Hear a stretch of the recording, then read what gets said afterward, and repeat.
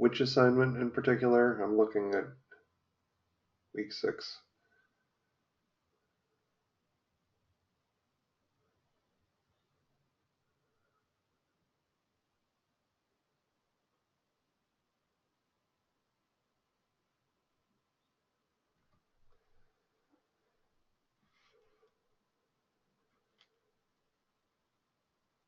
And the stuff that's there for week 6, I wanted you to do in lieu of class. February 11th.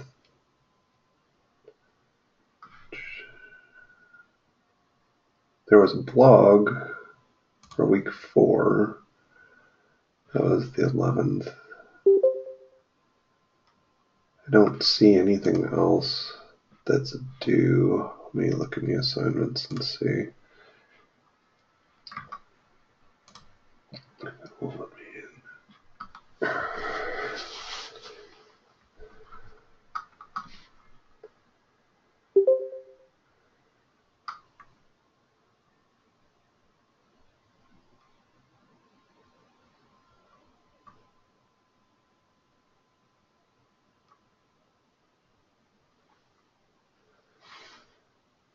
18th. I'm looking.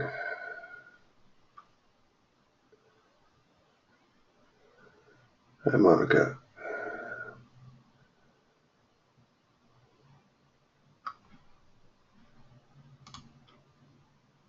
I don't understand why that's there.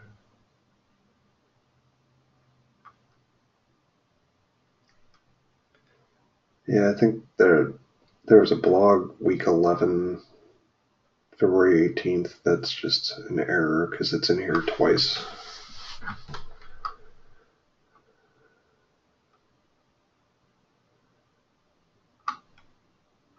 Yeah, I think it should be fine.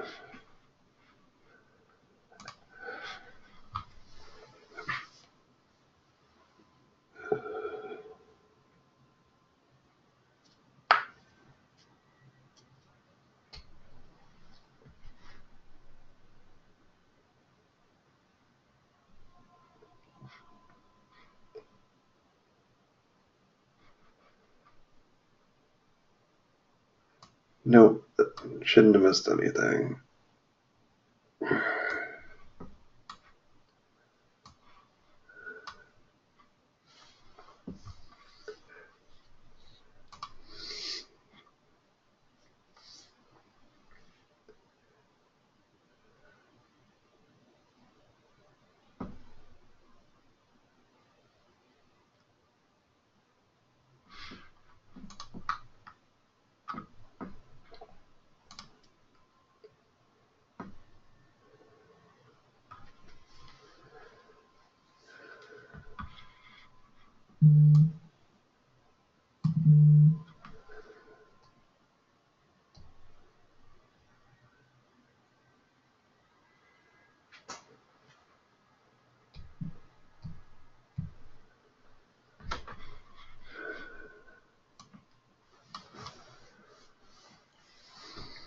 Tonight we've got Alexis and Stacy presenting.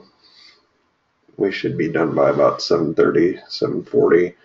I'm going to have to leave no later than about 7:40. My daughter's got a parent-teacher conference at 8, so I have to go and do that.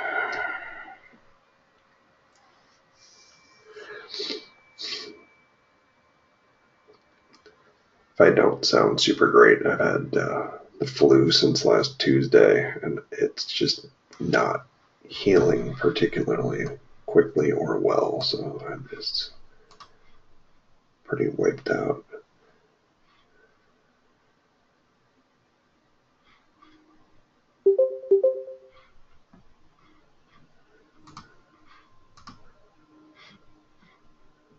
Hi, Matthew. Hi, Alexa. I'm going to go ahead and promote you to take over, Alexa.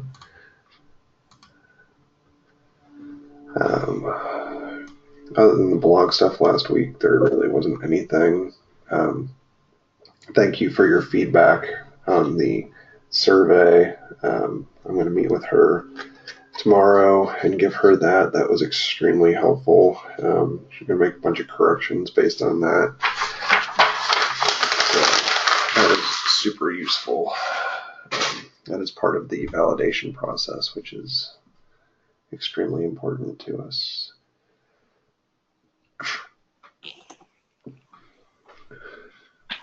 And from here, I'm going to hand it over to you, Alexa.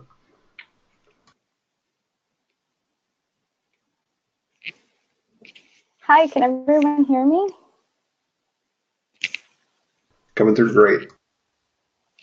Awesome. Okay.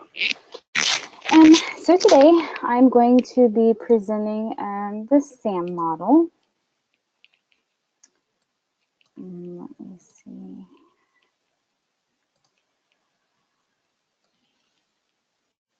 Okay. So in general, the SAM model is something that has roots in Agile. Okay. And so I want to talk about a little bit about what Agile is and where it comes from. So typically, Agile is used for software development, and the process really, in a very simplistic way, without getting too in the weeds with it, is basically you come up with a list of things that you need to do, and then you kind of determine the scope, so the time that you want to spend on it, and the type of money or anything like that that's involved, depending on what you're developing or what kind of software you're developing. And then you take your list and you kind of prioritize the different things, and then you actually go ahead and you start developing. You do what you said you were going to do. Now, of course, more often than not, when you start doing these items on your list, right, you're going to probably run into some trouble. So maybe, you did it faster than you thought you'd do it, or maybe you're a little slower than you thought, right? So at that point, you update your calendar and your plan accordingly, right? Some things, if they're based off of one another, it kind of shifts the whole project. And so those type of things do need to be taken into consideration, right? That being said, the most important thing to take away from Agile and kind of understand is that Agile is supposed to be a kind of repetitive and full of motion and dynamic process. And it's not as linear as some might be accustomed to. And that's something that is adopted in the SAM model, right? And so now let's talk about what the SAM model actually is. So the SAM model is a model that helps you finish training projects, right? It's typically seen in the corporate sector, right? And it was created in 2012 by Allen Interactions. And it does have a lot of similarities to ADDIE. And ADDIE typically tends to be seen as linear, right? And so in that sense, this is where SAM deviates. But SAM is kind of what you would expect. There's phases, there's development, there's analysis, and then of course, there's execution.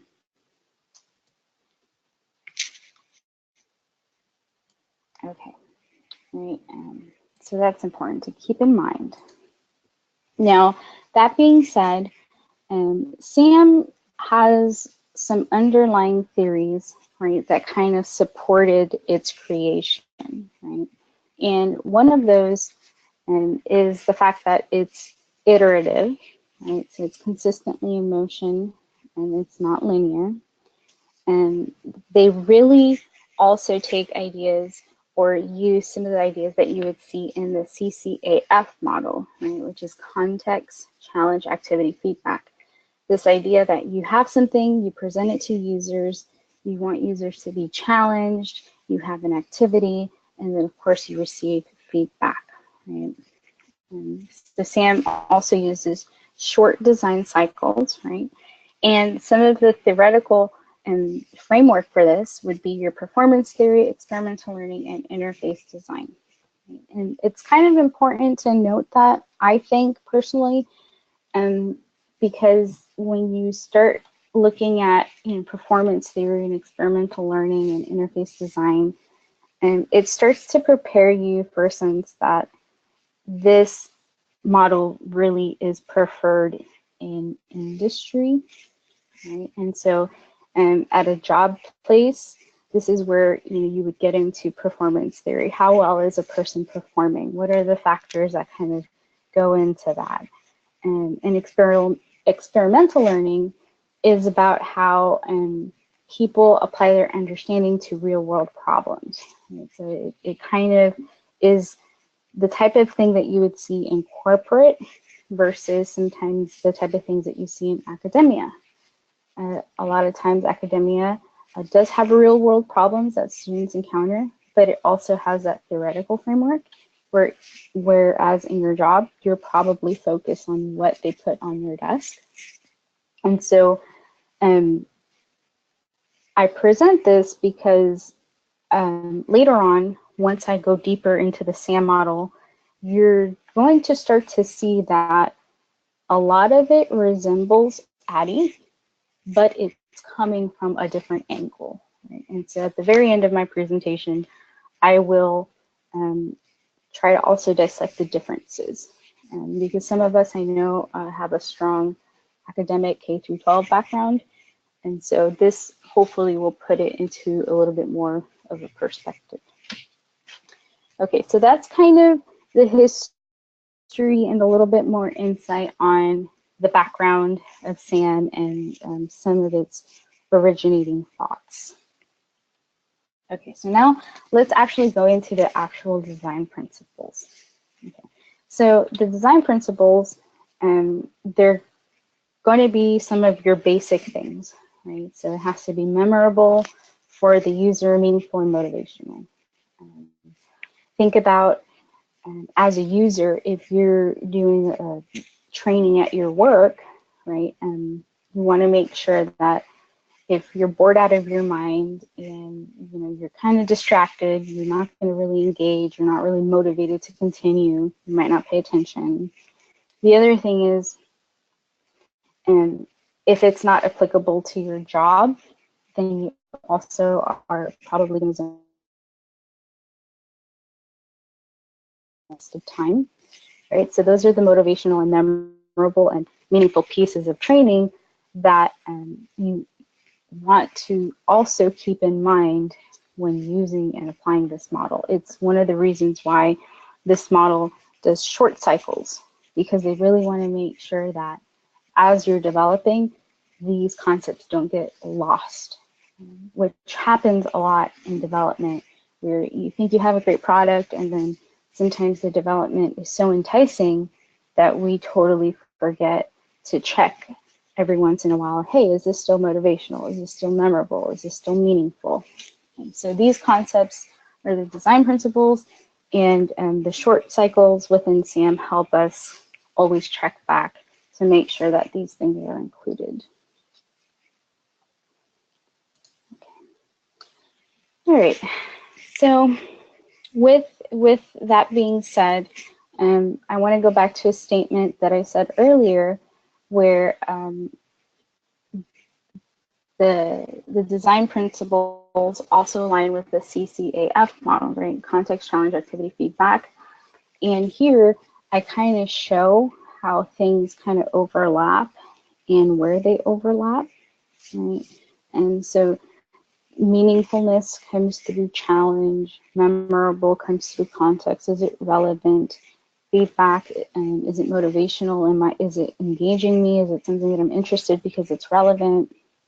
And it's kind of very circular.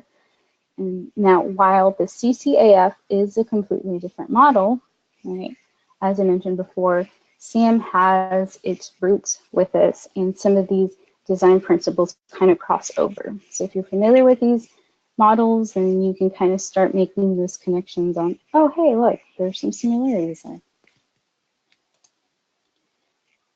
Okay, so the first phase, SAM has 3 phases, right? And the first phase is the preparation phase, right? And so the preparation phase consists of 2 things: information gathering and a savvy start, right?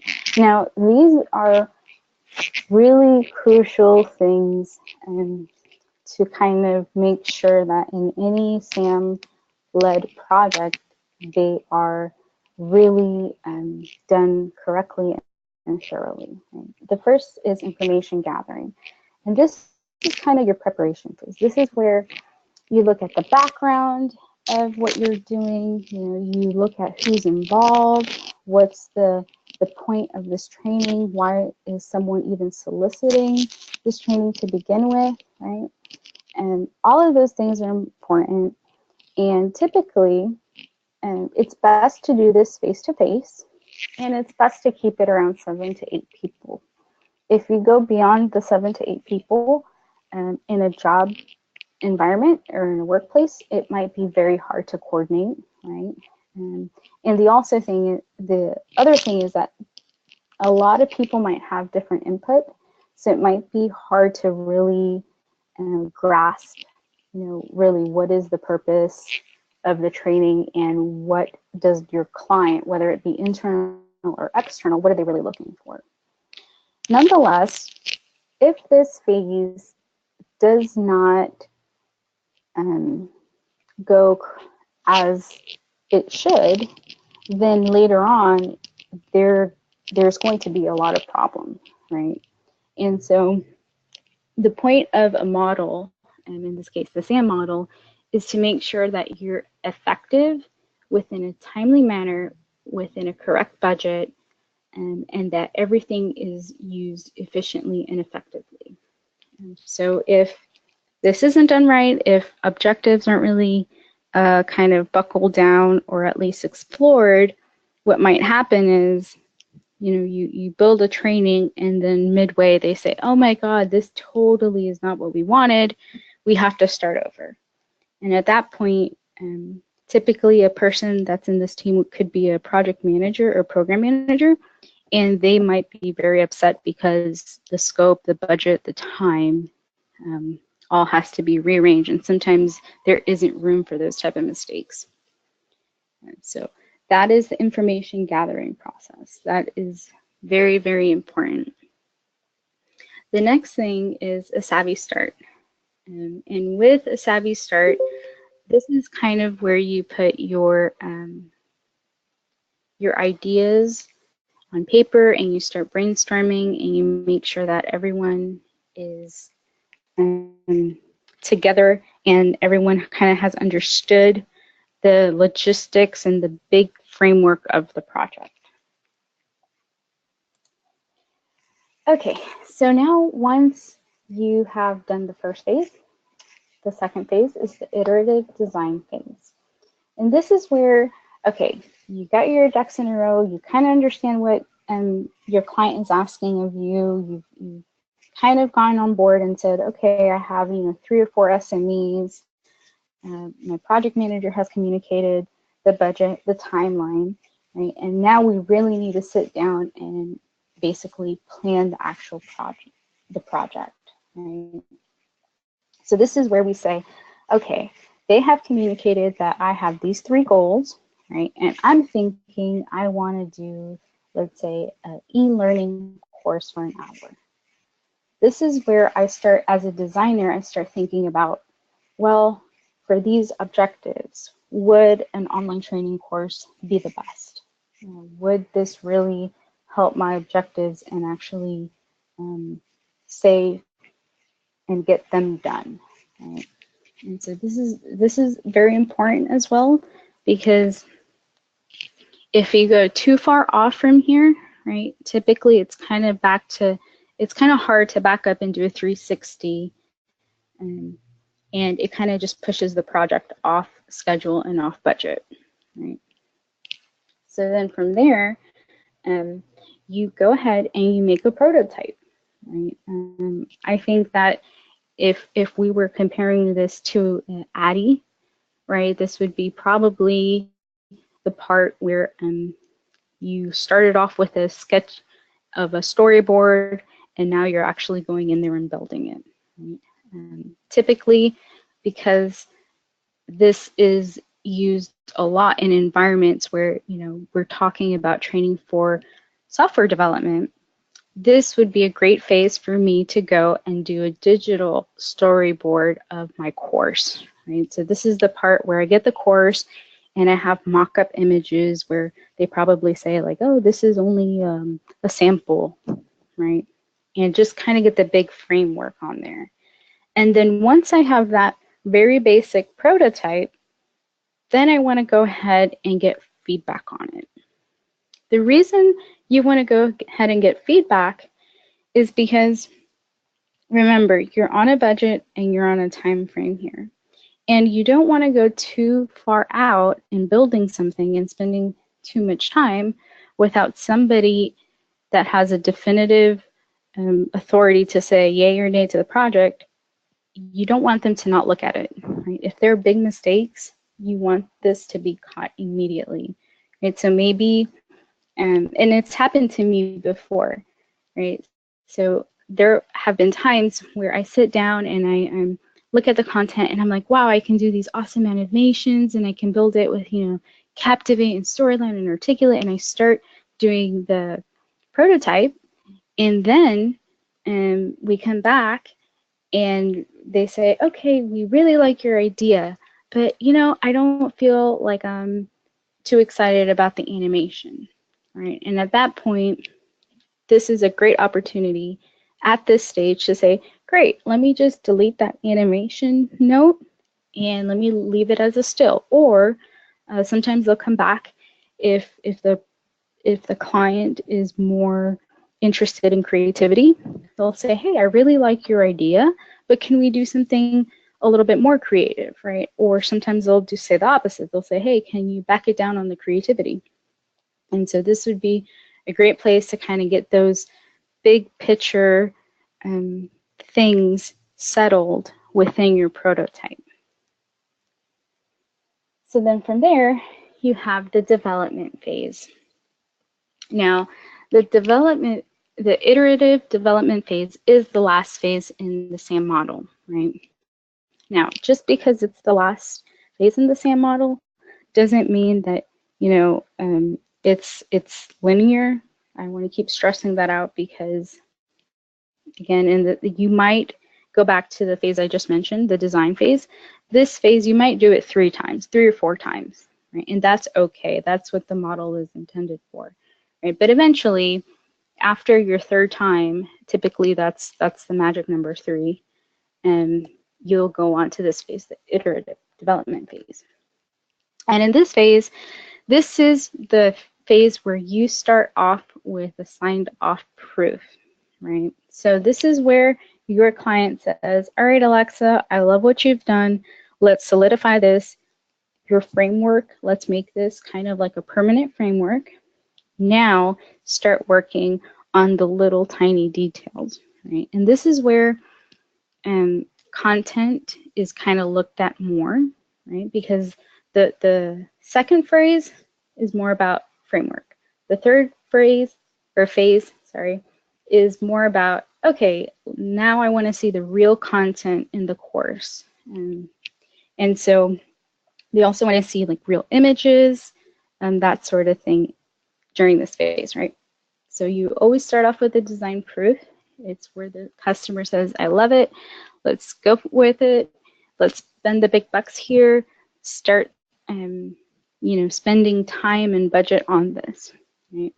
And so the first kind of finalized draft is your alpha, right? So this is where some of those mocks start becoming the real deal, right? And this is where your design template, your color scheme, and your content starts, coming up and being placed where it's going to be, right?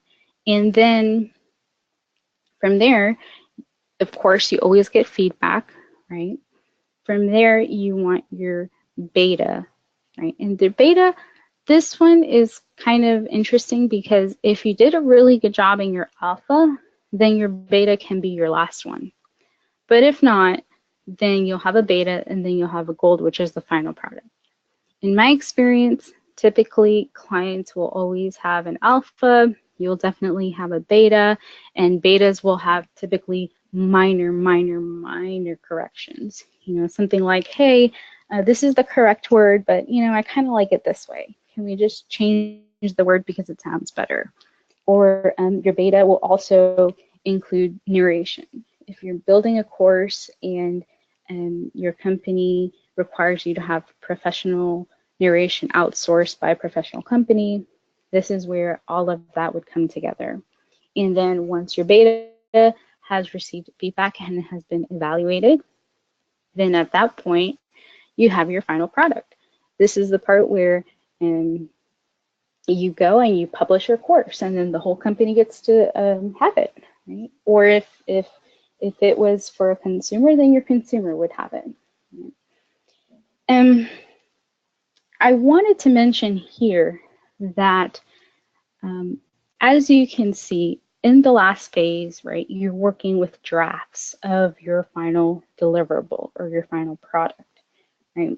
And so it's at this point right here that you're going to notice if you did a good job in your first couple of phases, because, and you'll know because, not all the time, but it has happened, that if you for some reason misunderstood an objective, or for some reason the client didn't reveal all of the stakeholders, right?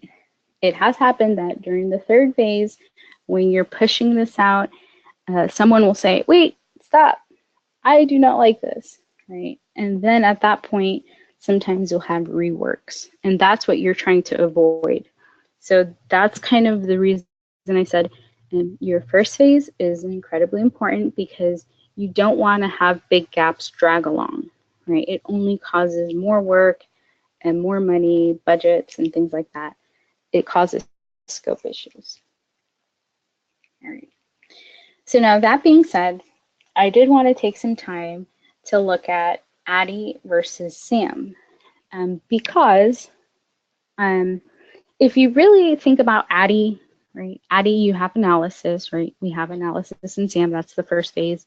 It's the first phase in Addie, right? And then you have your design, your development, implementation, and evaluation.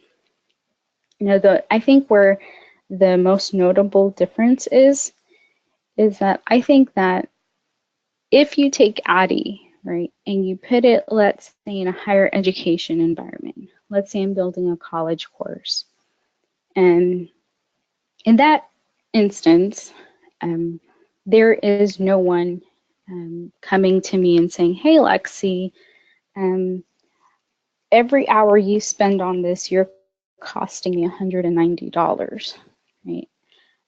So because of that, right, when you do your analysis, you take your time, you analyze it, you put it in your syllabus, right? You know, you develop it, you design the course, and then you implement it. You teach it to your class, and then at the end of the semester, you know, you put out a survey, or you know, maybe you do other types of evaluations, and the students say, hey, I really love this aspect of your course, or I really like that aspect of your course. And so the next time you can kind of go ahead and make those changes, right? So technically, you did one big cycle of Addie over a semester. Well, if you took that concept of Addie and you placed it in the corporate world, theoretically, yeah, you do want to analyze something, you do want to design it, you want to develop it, you want to implement it, and then of course you want to evaluate it. Now here's where the differences come into play, because many times, and it depends on your company and that sort of thing, notice how there isn't an evaluation emphasis on SAM.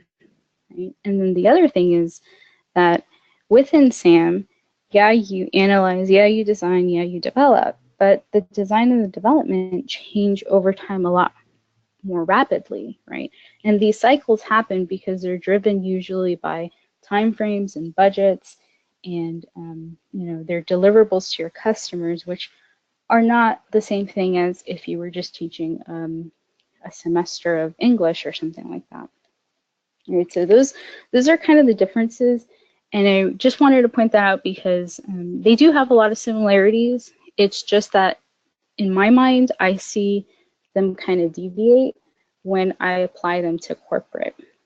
I think that ADDIE on a very theoretical level is something that a lot of people say, yeah, that's definitely applicable.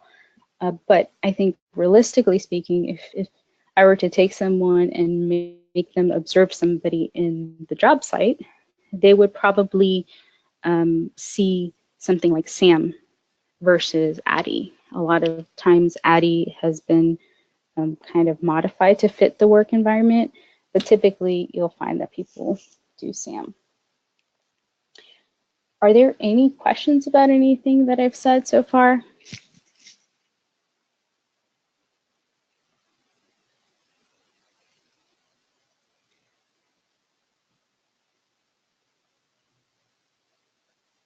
Could you do me a favor and just explain a little bit more about Agile? You mentioned it early on, and can you just clarify where Agile comes from? Or we've got a lot of folks who are not really in corporate, so you can talk about Agile, Lean, those kinds of things a little bit. Yeah, definitely. Okay. All right. So in terms of Agile, right? Agile is software development now, and to understand Agile, I think maybe I should talk a little bit about software development. Software development is a very interesting thing because it's something that it's never right the first time, right? It's kind of like when a kid starts getting a bunch of Legos and they start just putting Legos together, and then another kid comes along and the other kid changes it, and then it kind of enters into this session of play, and it's constantly changing and developing until they both get tired and they say, hey, look, teacher, look what we've done. In my mind, Agile is the same way. There's an analysis phase, there's a design phase, there's a code, and there's a test. Right? And so when you go ahead and you say, okay, I'm going to start building software, right? Ideally, there's always an objective with that software, right? So if, let's say you want to do project management software, you say, well, okay, I want the software to help me with integrated master schedules and procurement and logistics, right? And so, of course, you have programmers that sit down and say, all right, well, okay, based on what you've said, we can design it this way, right? And so they go ahead, and once everyone says, okay, great, design, cool, yeah, go for it, you start coding. Well, coding is a tricky animal because things go wrong, and oftentimes you don't discover that until you start testing it, right? So when building a software product, it's not always a clean, straight shot, right? It can be a little bit messy. And so what happens is because of that, you need, in a company, you need a way of making sure things get done, but at the same time, taking into consideration the realistic process of how do you actually make this software, right? And so because of that, generally speaking, when you do that, let's say I sit down with a programmer, well, or let's say I have a client that says, hey, I want the software development product, right? You want to make a list of things that you need to accomplish, right? So your deliverables. And then you have project managers sit down and say, all right, well, it's going to take me a week to find a coder to do this type of thing. And they start building for each of those things that you need to do, they start building estimations and QA checks and things like that, right? Now, of course, not every task is as important, right? There's more important things sometimes and less important things depending on the client, the need. So that's when you start prioritizing. And then there's the development, right? And this is the part where sometimes things get a little messy. You think you have a great code, and the engineer goes ahead and publishes out, makes it a test environment. He makes sure that some people on the team have access to it, and then when those members go and start playing with the software, it's like, oh shoot, wait, this button doesn't work, it's supposed to work, or oh hey, look, I'm getting these weird error messages. And then that's when it kind of goes back and forth. So because of that, within Agile, a lot of processes that originate from Agile keep this in consideration. So while each model or process that deviates in Agile has specific job roles, it's kind of understood across the board that a project and development isn't perfect. There will be mistakes.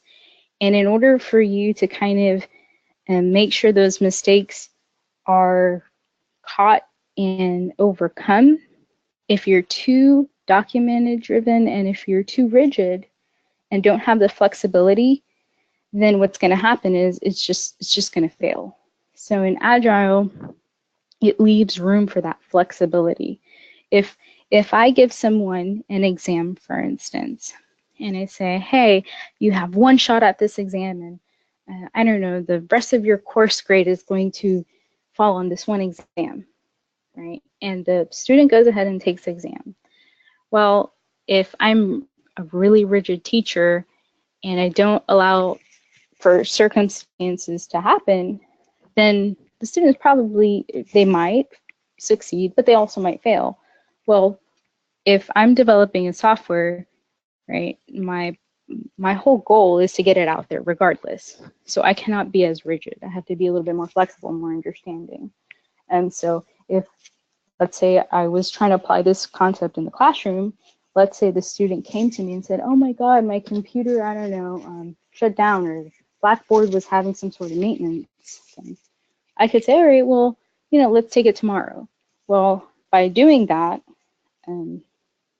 I'm accommodating to that unexpected thing, and so the student is going to succeed and not fail definitively because there was no flexibility in my approach. And so that's kind of where Agile is coming from. And That's great. That was quite a few of the models that have come out in the last 15 years are based on Agile, and you have a lot of knowledge about it, so I wanted you to just get it really thorough in there. So that was great. I really appreciate that. yeah, sure thing. Anybody else have any questions for me? Sanders got one there in the chat. Let me see.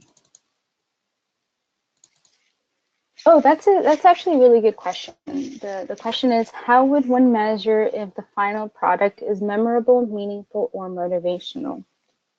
I have to say that in general, my experience within corporate is that assessment is the biggest room for discovery, because it's something that I mentioned when I was comparing Sam to Addie, is that Sam doesn't necessarily focus too much on evaluation the way we do in academia.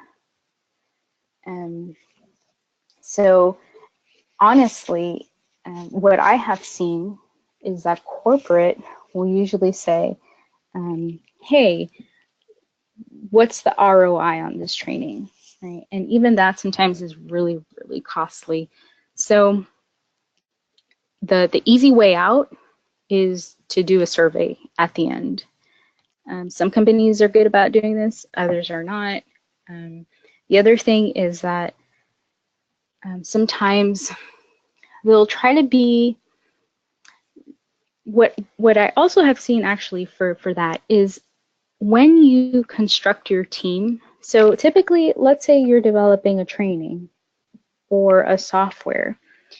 Remember how I said like there was 7 to 8 people in the team? Well, typically it's not 7 to 8 people that have the same job.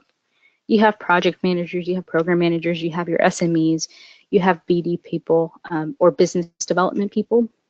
Sometimes you'll have marketing, depending on if this is for a consumer.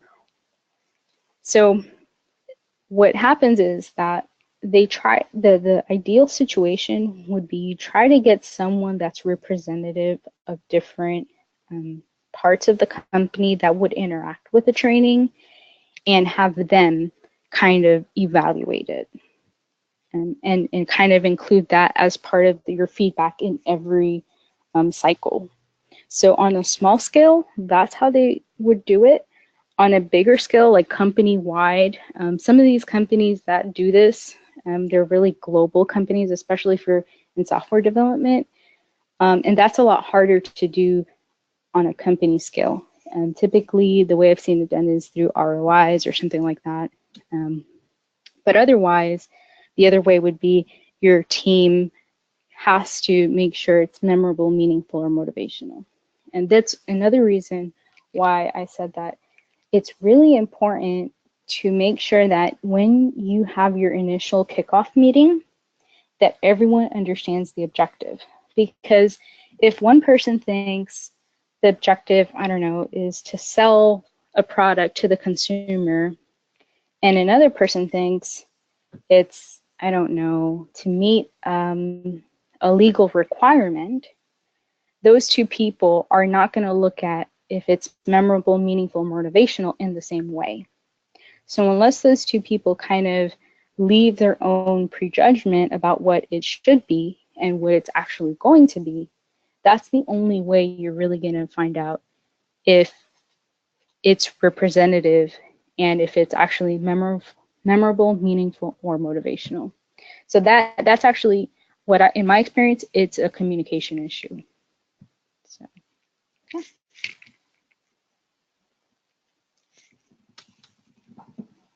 Any other questions?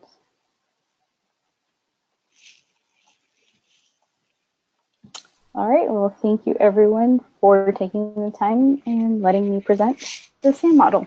Very well done. Thank you. Okay.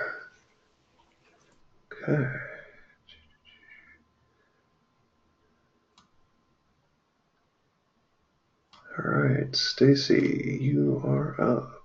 I'm going to promote you.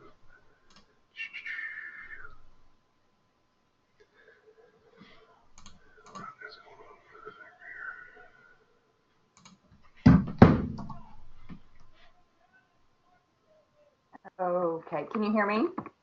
Coming through great. Great. And then I've got double screen, so I apologize. Can you tell me what your let me pull this up really quick. We're just seeing your slides on. Is it the large one, the backwards design? Yeah, that's the one we're seeing. Screen? Yep. Perfect. Okay. Okay, well, I kind of did things a little differently. And I will kind of tell you why. Since we were supposed to present several weeks ago, I was presenting on the Monday after I got back from TCEA, where I had 3 different presentations and so many meetings that I can't even count. And so I knew by the time that I would get to Monday that I would just probably be super exhausted. So I built it where it's actually going to be a self-paced course on deck toys. So on the screen, you'll actually see the link, and then let me go in and also post it on the chat board, and so you can grab it really quick. Okay, so it just went in right there. So it's just self-paced. So what you'll do is you'll go in and you'll sign in. If you have a Google account, you go straight through Google. If you don't, you just go in through a guest and sign in that way. You will see that there will be a few questions along the way. There is no right or wrong answer, although you will see points at the top going. If you do not get points, do not worry about it. I did not set it to where it's score based, but you'll see that. So I want to kind of give you a heads up. And then I will be available on chat if you have any questions or get into if technology gets you or whatever and you have anything. So I will be here to answer any questions for you. And so other than that, I think I should just tell you happy learning. Does that work, Dr. Warren, to kind of push them off that way? Yep, that's great.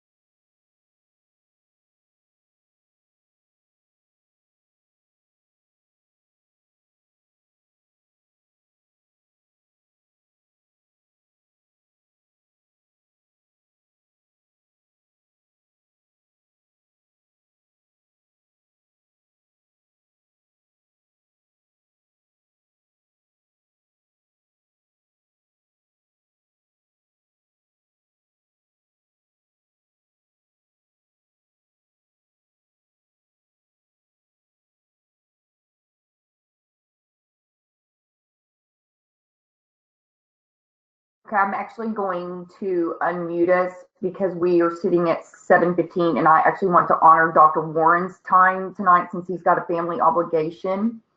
And so I just wanted to start by telling you Deck Toys is free. That you can just sign up for on your Google account, and you get actually about 2 decks in 2 different classrooms that you can build, and so you can go in and play with it and all of that.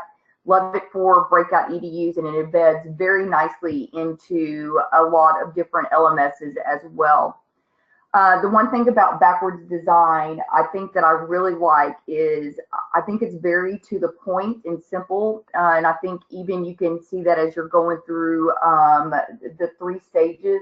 I actually read Wiggins, his book, and his workbook that went with it, and a lot of really good ideas. But what's interesting is, even as Lexi was explaining the SAM model to us, it's interesting, and she was comparing it to the ADDIE model.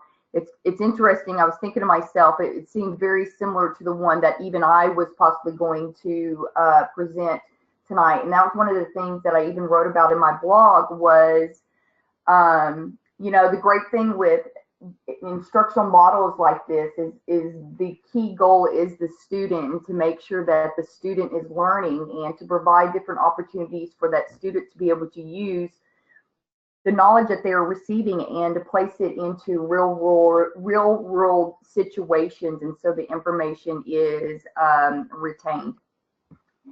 Does anybody have any questions for me?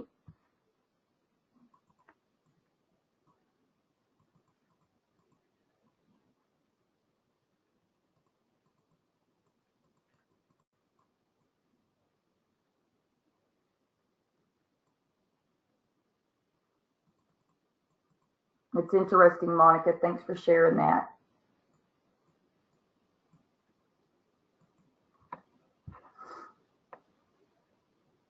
Dr. Warren, y'all can hear me, right? Yep, you're coming through great. It was just so quiet. I thought, oh, maybe I'm just talking to myself.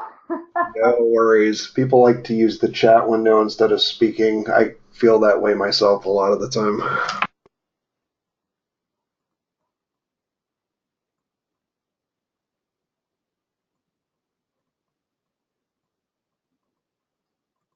Okay, Dr. Warren, I think now I'll hand it back to you. Yep, that's great. Thank you very much. That the backwards design is very useful in a lot of contexts. Like Monica, I've used it for instructional design a lot.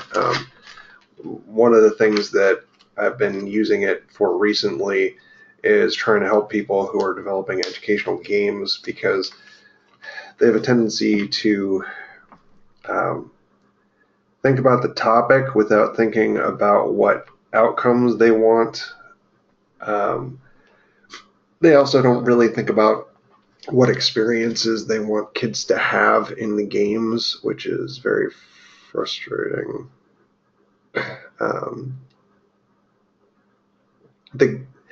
I don't know, that means that they're not really assessing through the game a lot of the time, because they're not thinking back through what from the experience, which is odd. But I'm also finding that the government keeps giving money to people who don't know anything about video games to build video games, which is pretty strange. But it is what it is. So, all right. We are one-to-one in our district from 4th and up, and so we're typically always trying to find different ways, and that is one of the things I mentioned, breakout EDUs, and that is one of the things that even with this new thing, and everybody loves it and it's a lot of fun, but the idea is to make sure that learning is occurring and the end result is there. Yeah, that's really awesome. I'm glad you guys are using that in your district.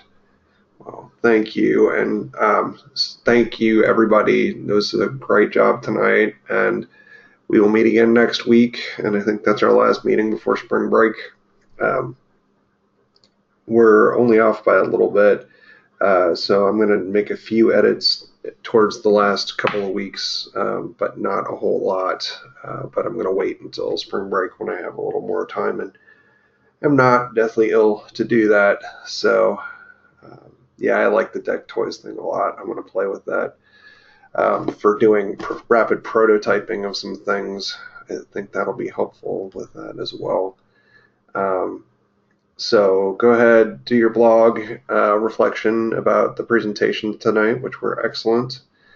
And I am going to go get in the car and drive across town. Thank you, Monica. And Monica, I had one quick question for you since you're here. Did I send you guys the other research group for the marketing survey? Did I send you guys a copy of the AECT proposal? Because I got sick like right after that. Can you hear me? Yeah. You sent us the one thing before you submit it. We proofread it, and then you said you were going to submit it that night. After that, I don't remember any correspondence, but I can go back and check because I was feeling under the weather this weekend too. Yeah, don't worry about it. I probably didn't remember to send it because like 20 minutes after that I was just down. So I will go ahead and email that to the group. But thank you all again, and thank you, Monica, and thank you, Stacy and Alexa. Great presentations tonight, really helpful, and I will see you all next week.